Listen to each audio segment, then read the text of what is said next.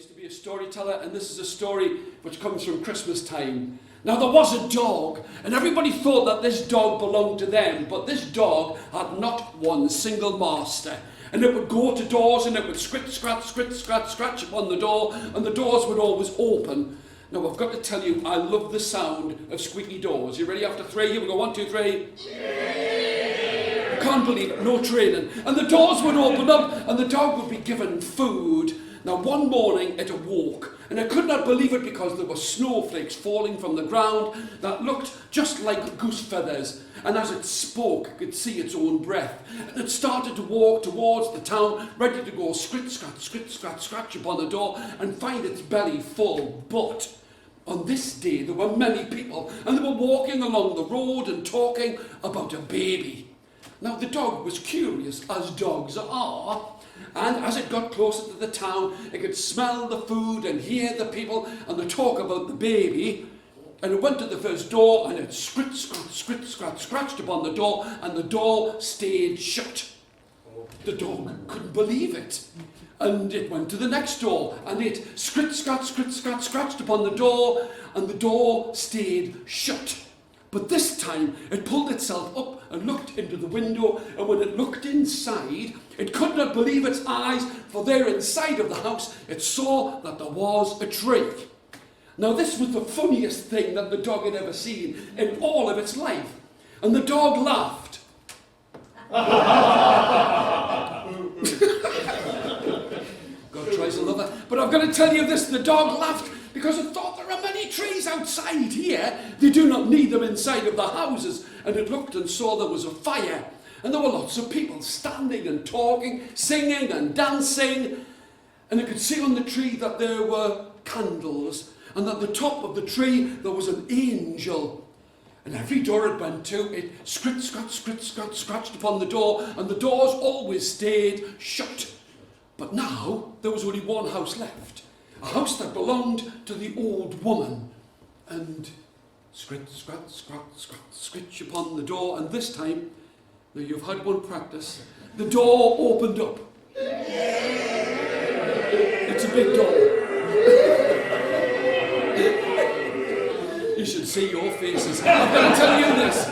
And there was the old woman, and the old woman looked and said, "Oh, my dog, friend dog, it is good to see you. Come inside, are you hungry?" And of course the dog nodded its head. Now we looked around the old woman's house. There was a small fire. There was no tree, no candles, no angels. But this woman, quicker than a wink or a blink of an eye, I was hoping for some help here, quicker than a wink or a blink of an eye, I haven't done it yet. Quicker than a wink or a blink of an eye. Quicker than a wink or a blink of an eye. She cut everything that was upon her plate, scooped it and placed it in a bowl for the dog, and the dog ate it as quickly as it could. The old woman smiled. "Oh, it is good to have you here, my friend dog, my best dog in all of this world." And she sat down, and as she sat down, the dog was beside her, and she stroked at its head, and she fell fast asleep. And for the first time in its life, the dog felt guilty. She had so little, and yet she'd given half of what she had. And now the dog started to walk out, and I'll tell you, it was cold upon its pads, paws, and claws. And who did it meet outside of the butcher's shop but the proud Peacock?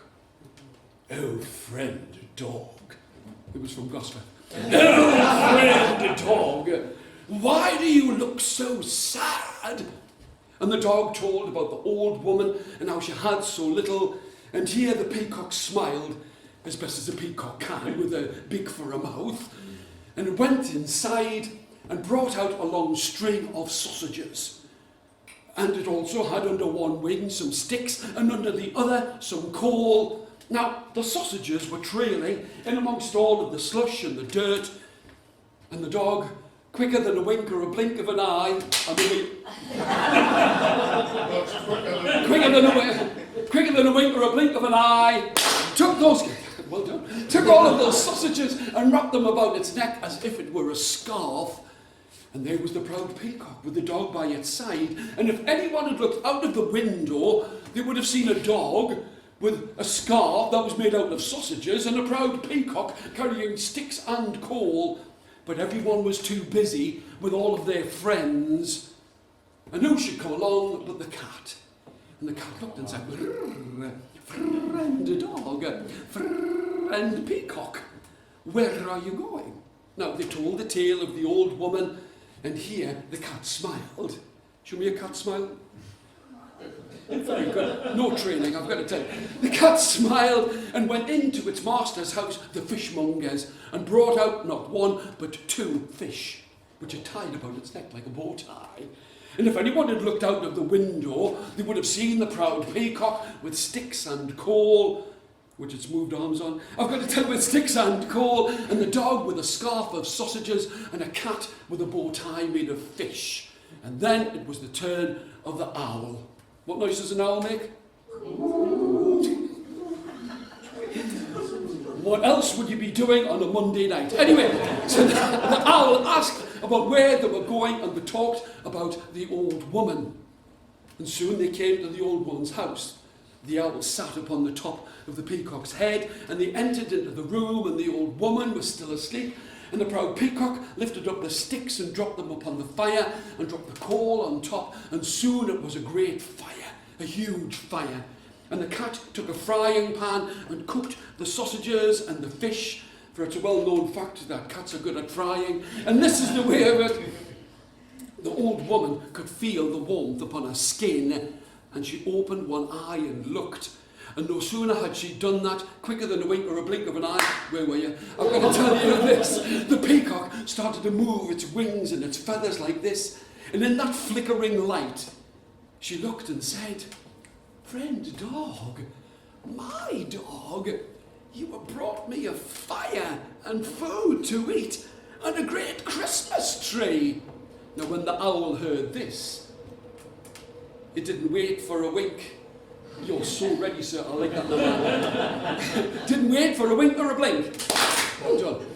And it started to look this way and that, and as it did, the flickering fire's flames looked like candlelight, and the owl was there at the top of the tree, and all of them, the dog, the peacock, the cat, the owl, and the old woman, all sat down as the snowflakes fell outside and ate a fine feast. But listen. Everybody got to hear about this. And there was something that touched them inside of their hearts, that it wasn't just as the snowflakes would fall. They would have this woman sit down by the side of the fire and tell the story and eat with them and tell the story of the dog and the proud peacock. Thank you.